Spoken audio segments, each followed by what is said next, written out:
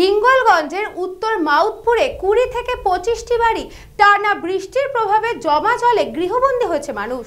এই খবরটি নিবেদন করছে স্বামী বিবেকানন্দ ইউনিভার্সিটি, আপনার সন্তানের স্বপ্নের ভবিষ্যৎ গড়ে তোলার একমাত্র সঠিক ঠিকানা। সিঙ্গলগঞ্জ ব্লকের হিঙ্গলগঞ্জ গ্রাম পঞ্চায়েতের উত্তর মাউথপুরের টানা নিম্নচাপের প্রভাবে রাস্তায় জল জমে গেছে, কোথাও হাঁটু সমান, কোথাও আবার কোমর পর্যন্ত।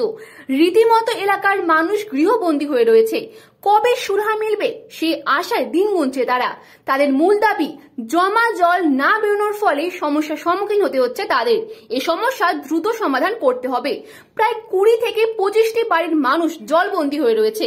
এই বিষয়ে প্রশ্ন করলে হিঙ্গলগঞ্জ গ্রাম পঞ্চায়েতের উপপ্রধান লফিক গাজী বলেন, এখন যেখানে জল জমে না সেখানেও জল জমে যাচ্ছে। আপনি যে কথাটা বলছেন সে কথাটা আমরা শুনেছি।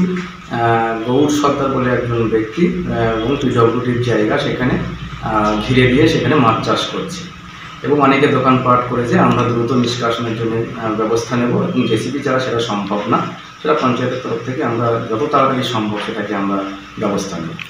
হিঙ্গলগঞ্জ থেকে সুকান্ত দাসের রিপোর্ট, নিউজবঙ্গ time. St. Augustine's Day School, Barakpur. Success for every child. Admission open 2026 to 2027. Contact number 900793 4555.